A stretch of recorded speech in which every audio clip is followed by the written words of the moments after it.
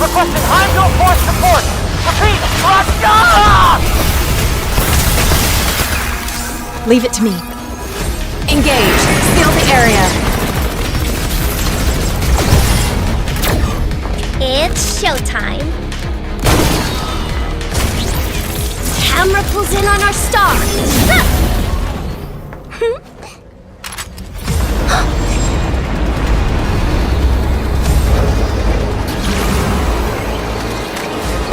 Huh?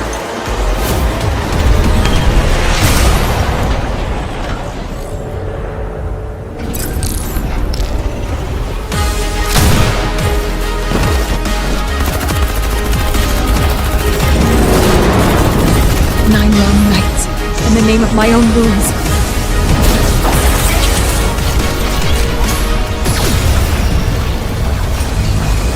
Here it comes!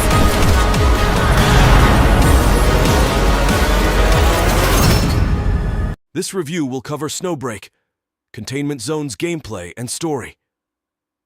The game came out on July 20th, 2023, and is available on Android, iOS, and PC. In particular, I will be covering the PC release of the game.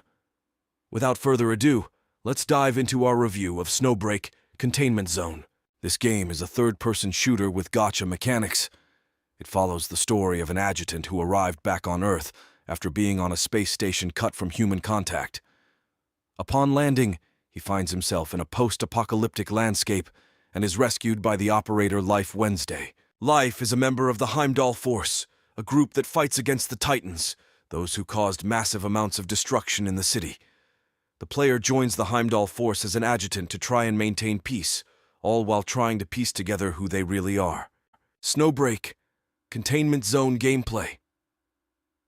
As mentioned above, this game is primarily a cover-based third-person shooter. We will be taking a look at the gacha mechanics later, but for now, let's focus on its third-person shooter side. Don't let the fact that it is a gacha game with mobile releases fool you. Snowbreak's gameplay as a third-person shooter is pretty solid. It has all of the gameplay features you would normally see in a regular third-person shooter. Players can hide behind cover when they are engaging enemies. There's a variety of cover too, including waist-height barriers, destructible boxes and cars, and even the corners of walls.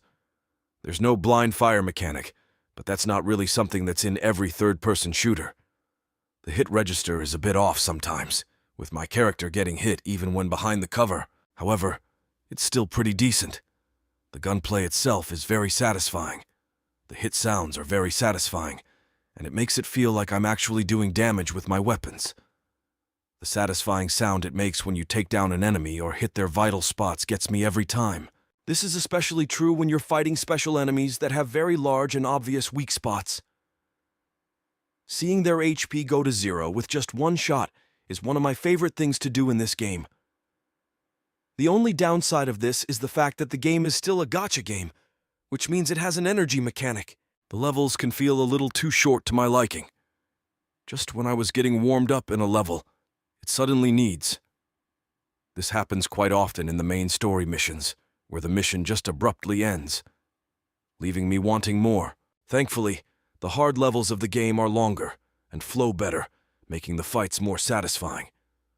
There's also the co-op Gigalink mode, where players can play a roguelike version of the game, that I especially enjoy, as it adds a lot of variety to the game. Speaking of, how exactly do you fight in this game?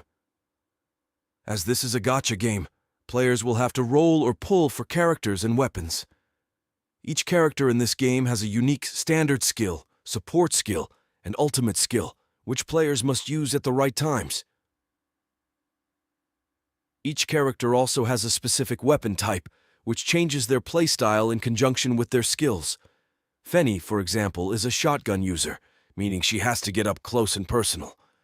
Her skills help her with this, as her standard skill allows her to rush in and shoot the closest enemy at point-blank range.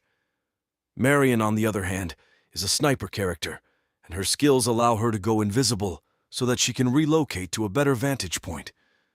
Players can bring up to 3 characters at a time in their missions, which vary in terms of engagement distance and objective.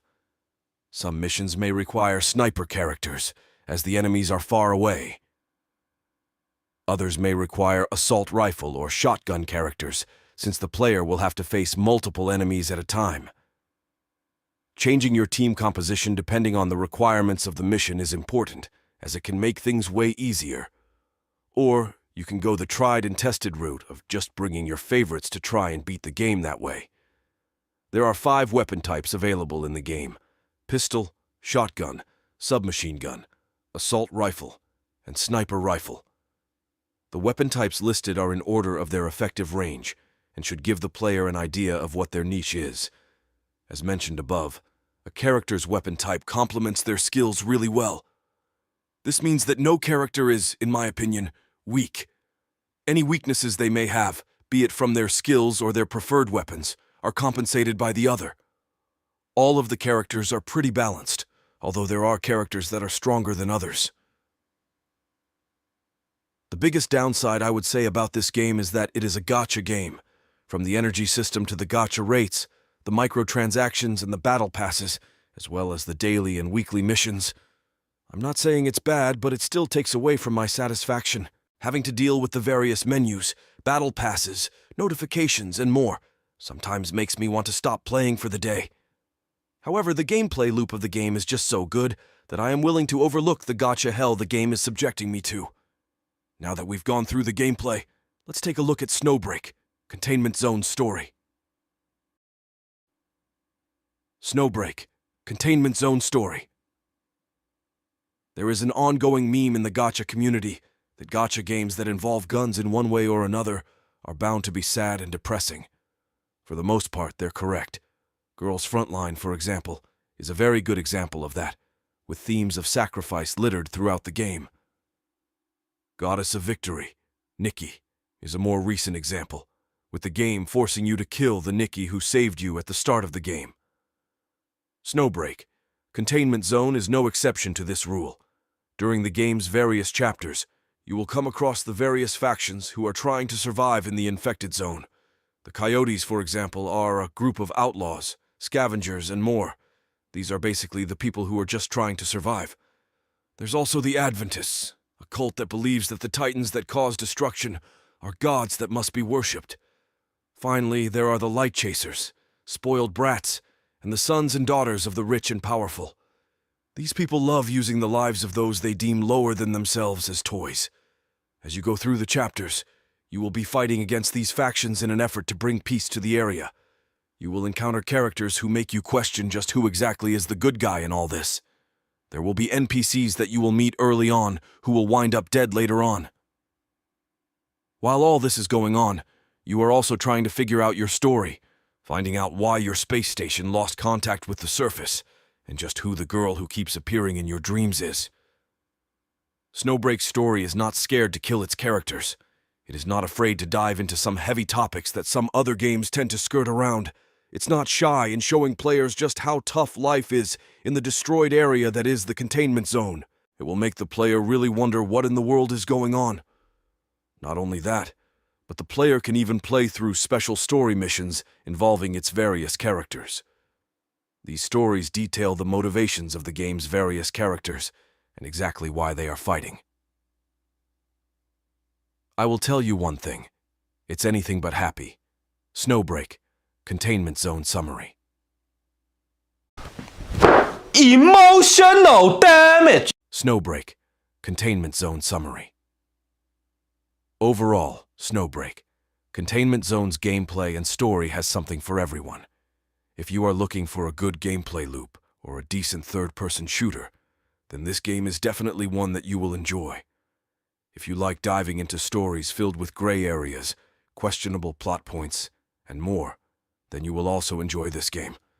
Even if you're someone who just enjoys playing gacha games, then this game will also have something for you. Of course, it's not perfect, and there are some bugs that seriously need fixing. However, I feel like this game is one that players can get into and really enjoy. My score for this game overall. Score, 8 out of 10.